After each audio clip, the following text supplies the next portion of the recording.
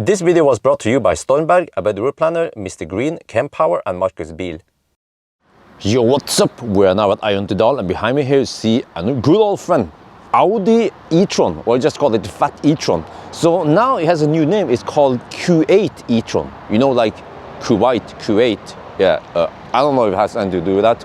Just like the OK Q8 gas stations in Sweden. But okay, so they have improved this. You know, it used to be 95 kilowatt hour. Now it's 114 kilowatt hour. They just brute force it and added 20% more energy. But they didn't just do that, they also improved the aerodynamics. So I can show you guys here that, you know, I used to play around, it was many years ago. For fun, I taped the Audi rings. So now it's actually just a smooth plastic piece here. So it used to be some kind of ring with some indentation and stuff here that could gather schmutz and everything. But now it's smoother. And also it seems like the front here has become a little bit smoother. It's still some kind of fake grille, but you know, the classic fat e-tron used to have a drag coefficient of 0.28. And the new one is 0.27. But this one, since it's a Sportback went from 0.26 to 0.24. And then since we have virtual mirrors, I wonder if this is actually 0.23. So now we are suddenly talking about Tesla aerodynamics here. Except for that, maybe the drivetrain might not be that aerodynamic. Look here, so yeah, technically I don't have to call it a fat e-tron anymore. The reason why I call it fat e-tron was because it was not unique. I mean, e-tron was you have an e-tron plug-in hybrid, you have e-tron Q4, you have e-tron GT, you know, so, but then if you just say fat e-tron, it used to mean e-tron 55. This one is still called e-tron 55, it's Q8 55. Let me check, by the way, the tires. i0, huh? Oh, Pirelli Ice Zero. Okay, rear 255 50 20. Is it staggered? 255 50 20. Okay. I think they are not as quiet as Nokian Hakkapeliitta. Yeah. Okay. Anyway, but let me show you guys inside. Voila! It's still the same fat e-tron. Once fat e-tron, always fat e-tron. Front, whoosh. So they haven't really done anything with the interior here. When I sit in here, it feels just like the regular fat e-tron, except for that we have the virtual mirrors, which I don't like at all because it's kind of clumsy. Like, you can't just move your head here to get a different perspective of the virtual mirror. You actually have to move it. Yeah, you have to move it. But okay, so now we have car scanning working. At least it works for some variables. We have still a charge display, we have some voltage and stuff. Not everything here makes sense, but at least we have some stuff going on here. And actually, when I charged 100%, it claimed around 95, 98 kilowatt. I don't remember, but less than 100 kilowatt hour. But then according to spec, it's supposed to have 106 kilowatt hour net capacity. But I've already tested. I've driven a little bit here, so we're going to measure the battery capacity, but also measure how thirsty this beast is. It's still an Audi, it's still a fat e-tron, it's gotta be thirsty. So the weather is not the best, but let's start with a 120 test. Alright, we're on the move now, and to make the test as realistic as possible, we then have to hug the left lane like a true Audi driver. And if you would change lane, don't use turn signal, just change lane without using turn. And also when you turn in roundabouts or something, never ever use turn signal as an Audi driver. That's how it is. So yes, let me see, how is the wind? Okay, not too much wind. Actually, almost no wind, but a little bit of snow. Okay. So yeah, it's nice and quiet in here, but I feel like the tires might be a little bit noisier than the Nokian tires. But okay, whatever. Look here. So we have the mirrors. I really can't get used to it. Like, okay, over there, kind of. Okay, I'm trying to look there for the mirror, and then it's down there, and then here, every time I want to check the blind spot or something, I look there, and then no, I have to, like, is that the yoke wheel? No, why the mirror there works great, and because it's optical, it has very good resolution. You know, I heard people getting problems with these what is it called, these virtual mirrors. Like, they get some fog or some shit in there. So yeah, we'll see, I guess. Try to get some experience with these kind of mirrors, how they are. But all right, so I have to cruise 124 kilometers per hour on the speedo. Yeah, no wonder why the fat e-tron drivers are driving so slow. Well, what is the consumption so far? 303 watt-hour per kilometer. Yeah, you know what? This fat e-tron we are driving now is probably the most efficient fat e-tron ever, since it has everything. It checks all the boxes for the aerodynamics with the Sportback and the virtual mirrors. So, yeah, finally we can get some efficient e-tron out there. So let me see. I'm gonna drive over to Strandlykken now before I turn around. Oh wow, look at Mjøsen over here. It's nice and still. This is actually a very good driving condition for the fat e-tron. So yes, I decided to turn around at Espa. I think first I want to go to Strandlykken, but over here also we have dry road. So yeah, actually I might count this as a dry run. There was a little bit of wetness, but it wasn't soaking wet. Yeah, so dry it is then. And also over here, no snow. So that is great. Alles good. And you know, when it comes to soundproofing, I'm a little bit disappointed because, you know, e-tron used to be the most quiet EV, but that was like 4 years ago. And then meanwhile, the competition has caught up. For example, what was it again? Aria? And the Chinese car, man, Hongxi. And recently now, Nio ET7, incredibly quiet. And then of course the EQS, but that's a German car. But I get the impression that the Chinese are catching up. Maybe there's not that much to improve when it comes to soundproofing. Well, except for that, what they could do, Audi, is to do it like Tesla. They can have good passive soundproofing, but then also have the noise cancelling. Then we could talk. But now, I feel like, at least when it comes to soundproofing, it's not that great advantage of a fat e-tron anymore. So, what is the point of the fat e-tron then? Well, we're gonna find out in the following days. All right, 120 test, 296 watt-hour per kilometer. Well. All right, we're doing the 90 test, cruising at 93, 90, no, actually 94, yeah, 94. But let's check the weight now. Oh, there's a slight offset. Okay, 40 kilos offset. 1,380, all right. The whole car. Ooh. Holy macaroni, 2,740 kilograms. Wow. Well, actually, hasn't gained that much in weight. All right, alles gut. All right, let's test the sound system.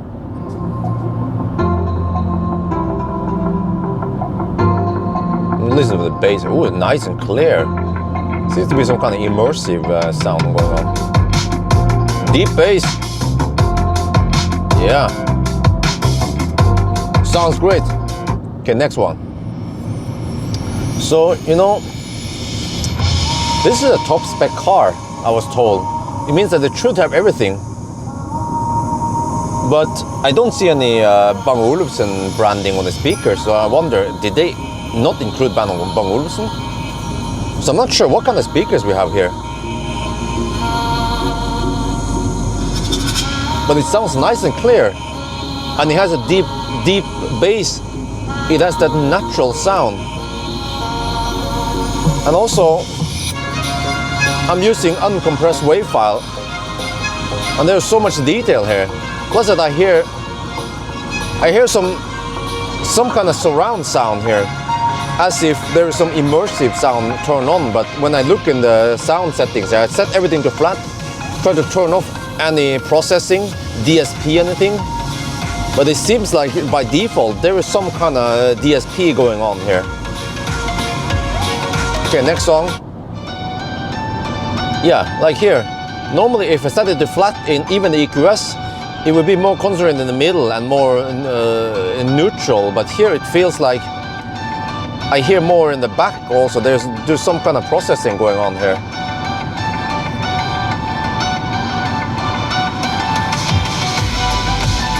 Okay, let me listen to the bass. Linearity in the bass.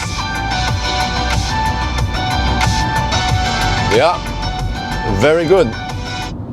Maybe it turns out that we don't have the Bang & Olufsen. Listen to this guy's voice. Sounds good. Okay, next. Okay, this guy, he has a brighter voice, so typically reverse systems, they will have some unpleasant voice in the sounds, you know.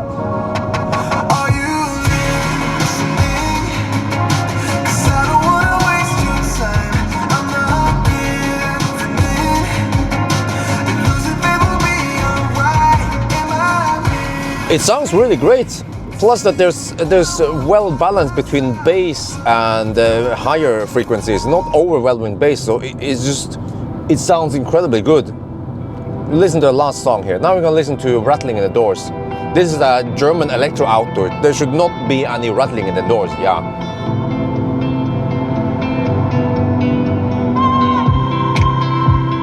No problem. No problem. So if I would rate this system, maybe not a 10, I think it's missing something, but I would give it a 9. But then I don't know, is this Bang & Olufsen? If it's not Bang & Olufsen, then how good does Bang & Olufsen sound then? Ich weiß nicht. Alright, we're gonna try to coast this fat e-tron down the hill now. You see here, we have speed, well, it's actually, it's supposed to be 90, not 89, but whatever. Okay, let's see. I have to wait for it.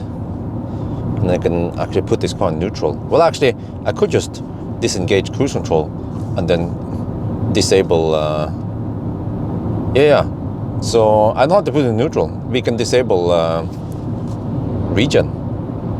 Well, or is it? I'm not sure. I feel like it's holding back. Let me try to put the car in neutral. Yeah, now it seems like it slides a little bit more. Okay. We pick up speed. All right, 100. Come on. Can we set a new record here? Because we have quite high potential energy. Because this car is so fat, so we'll actually roll the farthest. And we also have good drag coefficient. Let me see. Ooh, nice weather over here. Oh, pick up speed. Barely legal now. Barely legal. Oh shit. Might have to blur it out. Otherwise, police is gonna come for me. Come on, hunker down now, hunker down, come on. We have no wind over here, right? Very little wind, but it doesn't matter too much because this car is so slick, so aerodynamic, so efficient. Come on. Let me see, the record is roughly at the sign where you're supposed to exit. Next exit coming up. Wait, I wonder which car was it when, I think it was one of the MEB cars. Maybe Skoda Enyaq or something. Skoda Enyaq Coupe maybe. Wait. Why is it kind of slowing down now? Wait. I'm going to use all the dirty tricks here. I'm going to try to hunker down and then get some drafting behind these mother truckers. Come on. Whoa. Wait. I'm losing speed. 9. I'm losing speed. Come on. You fatso! Shit! No, I had to bail out there. I had to stop there. Shit. Okay. All right. We could not beat the other German. Okay, here. I think the other car, the record was roughly at this sign here. So it was close, but not good enough. I suspect that there is some drivetrain inefficiency. Or maybe the Germans, they didn't bother making the drivetrain resistance, like friction in the gearbox and wheel bearings and everything to be as smooth as possible. That's actually what this test is all about. That's why I like it so much.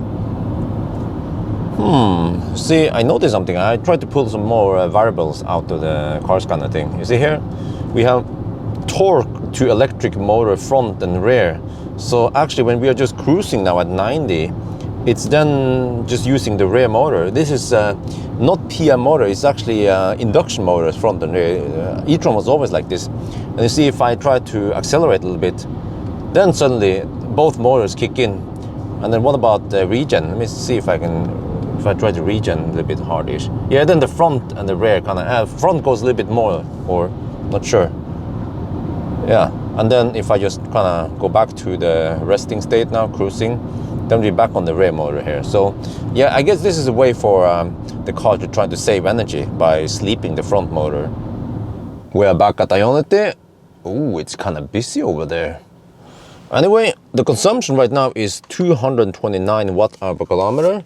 Actually, I have to turn off HVAC, otherwise it might, yeah. And then, but you see here that the distance is reported as 180 and it's supposed to be 182. So this car underreported distance, which means that this one is better. So, but you still, we are still at, well, how many percent is it? This battery, I don't know. Ich weiß nicht. You can see here that we have 20% battery. So yeah, we have to drive it down to almost zero before we finish this one, because we want to measure how big the battery is. Well, what you can do is you can go into the charging screen. It's kind of clumsy. You go in here, wait for the lag, and then you see, oh, 20%. But in the Q4 e-tron, you can see battery percentage in the instrument cluster.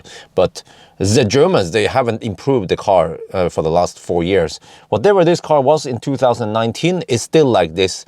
And also when it comes to music player here, there is no Spotify support, unlike Polestar, unlike Tesla, unlike... what other car was again? Yeah, BMW also supports Spotify. But here, it's like this old-fashioned user interface, man. It's like, yeah, poor, I mean, old man's car, this fat e-tron. Well, okay, so let's drive a little bit more before we finish this. Okay, so now we're just hammering it a bit to get it down. So you see, yeah, try to pull in some other variables here. I found battery temperature. This is very useful. So the battery temperature is rising slightly. And here also you see discharge limit, so power limit, but it's in amps. I couldn't find it in kilowatts. But you see that it is dropping and dropping. We're down to 8%. So I'm not sure how deep I want to go, because when I did the 0 mile test, this fat e-tron stopped with 2 kilometers of range left. So I guess you don't want to try to go down to 0% with this car. Yeah. Well, actually, it might be different for this new remake, but yeah, I don't want to take that chance if I get stranded. All right, we're done. We're at Ioniq, and look. Okay, so now we look at the total trip since we started, actually from Mølle, from Oslo today. So we look at the consumption and then multiply by the distance. Now we don't care about if the distance error or anything like that. And we also look at how many percent or kilowatt hour we have left. And then we can estimate how many kilowatt hour we got out of this battery. And now the battery is at 12 to 17%. Ooh, maybe, can I do the charging test now, or is the battery too cold? I guess we need to test this. Okay, let's see now. Switch on the car. Okay, whatever. 97 kilowatt. Oh, it seems to be... that's kind of funny, man. It bugs me about charging the battery. Well, okay. All right. This auto is kaput, but okay, whatever. It bugs me about I need to charge. We are connected to a high-power charger, bro. Wait, it colgates. We're taking 98 kilowatt only. It's supposed to take 170 kilowatt. Okay, I need to yo-yo and then come back here. Yeah, but this is going to be covered in another video, by the way, the charging test. Just wanted to show you guys a little peek of what's going on here. And then the battery is, I guess, slightly colgating, yeah, 30 to 17 degrees. I bet we want to have maybe 25 degrees. All right, we just finished the charging test. That was interesting. I never hit 170 kilowatt, and that flat and nice charging curve that I know from Audi is not there anymore. Okay, you have to watch the charging test to find out more. But okay, today I measured that we have 1% underreporting. So that means that the consumption number we saw earlier is actually 1% lower. So that's good. And then, according to spec, what did I say Volkswagen earlier? I meant Audi, of course. But yeah, the people at Audi, they claim that it's supposed to be 107 kilowatt hour, right, net capacity. But then I only got 99. But then Audi claims that you have to AC charge to get the most capacity. When you DC charge, you for some reason get less. I was like, huh? Never heard of that before. All the other cars I test, they are not like that. Okay, I can try. I can go home and then I can AC charge, and then we'll see if we get more capacity according to ScanMyTesla. No, car scanner is that the app. Yeah, but when it comes to consumption, unfortunately, I have not tried the old fat e-tron 55 Sportback, so I don't know how that competes directly against this one. But at least the fat version, or the boxy version, the non-Sportback, that one was thirstier. And then now today we have better efficiency, but I feel like, okay, it might be better. It should be better, right? Because of all the numbers we know about the aerodynamics. But I feel like it wasn't that much better. So there might still be inefficiencies somewhere else. But at least, I guess Audi has at least caught up with the competition, or at least trying to catch up with BMW and maybe NIO even, and then Tesla. But remember that Tesla, Plaid or Palladium, now charges at 250 kilowatt. And then the BMW iX charges at around 195 kilowatt. Well, NIO can just battery swap your ES8. So I feel like the competition, they are still ahead somehow. They still have more range than the fat e-tron. So the whole Vorsprung that Audi has might not be a Vorsprung anymore. And then, so this car, okay, it came out in 2019. So after 4 years, they have done almost no improvements. I guess that's good if you don't want any changes and you just want to have the same old like the Audi, then just go for it. But if you want something more updated, maybe you should consider BMW iX or Tesla or some Chinese brand. Yeah, okay, I think that's going to be it for now. I hope you guys enjoyed this video. As always, thank you for watching and talk to you later.